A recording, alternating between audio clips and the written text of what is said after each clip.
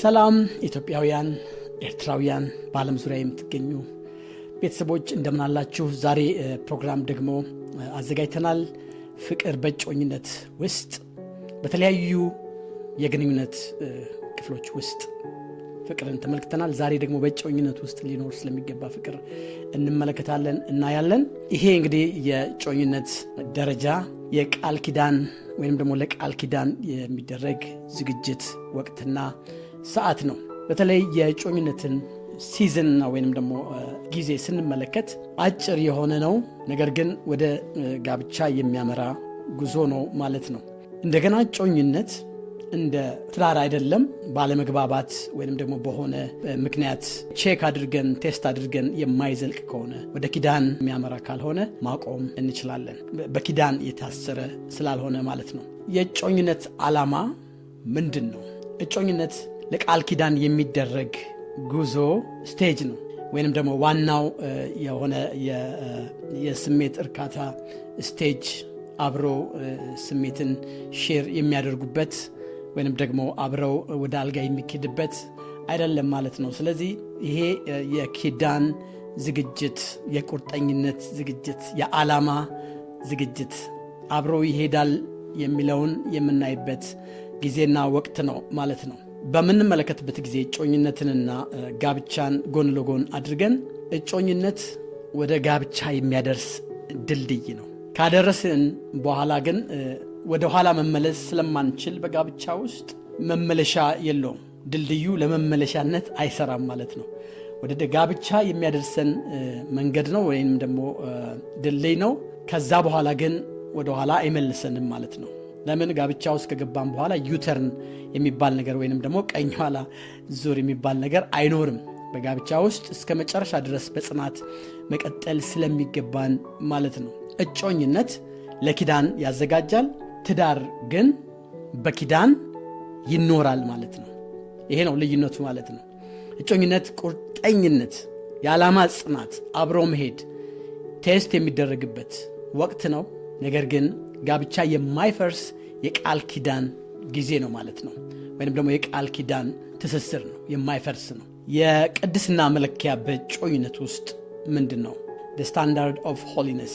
እንግዲህ ዓለም የምትጋብዘን ግብዣ አለ። ሁሉ ጊዜ በእጮኝነት በተለይ ሰዎች በሚሆንበት ጊዜ ዓለም የምትጋብዘው ግብዣ አለ። አንድ የሚባል ፍልስፍና አለ፣ ሳይገዙ መሞከር የሚባል ነገር፣ የዓለም ፍልስፍና። ስለዚህ ሰዎች በእጮኝነት ጊዜ እርስ በርስ እንዲሞካከሩ፣ ወደ አልጋ አብረው እንዲሄዱ፣ እንዲተያዩና አብረው የስሜትን እርካታ አገኝበታለሁ ወይ አገኝባታለሁ ወይ የሚል አይነት ሙከራ እንዲያደርጉ ዓለም እንደዚህ አይነት ቅድስናን የሚያጎድፍ የወደፊትን ኪዳንን ሁሉ የሚጎዳ አይነት ውሳኔ ሰዎች እንዲወስኑ የሚያደርግ ግብዣ አላት ዓለም። ይህንን ሁሉ እምቢ በማለት እንደ ክርስቲያን የቅድስናን እርምጃ ልንራመድ ይገባል ማለት ነው። እግዚአብሔር ለቅድስና ጠርቶናል እንጂ ለርኩሰት አይደለምና ይላል በአንደኛ ተሰሎንቄ ምዕራፍ 4 ቁጥር 7 ላይ። ስለዚህ ክርስቲያኖች የእጮኝነትን ጊዜ በጣም በጥንቃቄ በንጽህና በቅድስና ልንራመደው ልንኖረው ይገባል። ብዙ ጊዜ እዚህ ስቴጅ ላይ የቅድስና ጉድለት በሚኖርበት ጊዜ ሰዎች በኃጢአት ይወድቃሉ፣ በዝሙት ይወድቃሉ። ስለዚህ እንደዚህ በሚሆንበት ጊዜ እንደዚህ አይነት ሪሌሽንሽፕ ላይ ያሉ እጮኛሞች ወደ ጋብቻ የሚሄዳቸው ጉዞ ይስተጓጎላል ወይንም ደግሞ ሪሊ ይደናቀፋል ማለት ነው። ብዙ ጊዜ እንደዚህ አይነት ድካም ውስጥ የሚወድቁ ሰዎች፣ እንደዚህ አይነት ኃጢአት ውስጥ የሚወድቁ ሰዎች ወደ ጋብቻም አይዘልቁም። ብዙ ጊዜ ቢዘልቁም ደግሞ በዛ ውስጥም ሌላ ችግር ይገጥማቸዋል። ቅድስና የጎደለውም ይሆናል የጋብቻ ዘመናቸው ወይንም ደግሞ የጋብቻ ወቅት ላይ ያላቸው ህብረት ማለት ነው። ስለዚህ ቅድስናን በጣም ሲሪየስ አድርጋ ቤተክርስቲያንም ታስተምራለች። እኔም እዛ ላይ ኤምፋሲስ ማድረግ ፈልጋለሁኝ። የቅድስናን ወቅት በጣም በጥንቃቄ ልንመራው ይገባል ማለት ነው። ሌላኛው ነጥብ የመሰረት ፍተሻ ወይንም ደግሞ ቼኪንግ ደ ፋውንዴሽን። ስሜት ከመገንባቱ በፊት ባህሪን ወይም መንፈሳዊ ብስለትን፣ ቀደም እንዳልኩት ራእይን፣ አብሮ መሄድን፣ ለትዳር ያለውን ቁርጠኝነት ቼክ ማድረግ ያስፈልጋል እና ፋውንዴሽን የምንሰራበት ጊዜ ስለሆነ ማለት ነው የእጮኝነት ጊዜ። ይህንን ረጋ ብለው ቁጭ ብለው እጮኛ የሆኑ ሰዎች ቼክ ማድረግ አለባቸው። እንደ መንፈሳዊ ሰው ለክርስቶስ ያለውን ህይወት ቼክ ማድረግ አለባት እሱም ደግሞ እንደዚሁ ለመንፈሳዊ ህይወት ያላትን ከክርስቶስ ጋር ያላትን ህይወት ለጸሎት የምትሰጠውን ዲሲፕሊን ያላትን ለእግዚአብሔር ቃል ጥናት ያላትን ኮሚትመንት ያለውን ኮሚትመንት በሁለቱም አቅጣጫ እዚህ ጋር ቼክ መደረግ ያለበት አንደኛው ፖይንት ነው፣ መንፈሳዊው ፓርት ማለት ነው። ሌላው በራእይ በመንፈሳዊ በባህሪ ይህንን ሁሉ አብሮ ቼክ የሚያደርጉበት ጊዜ ነው።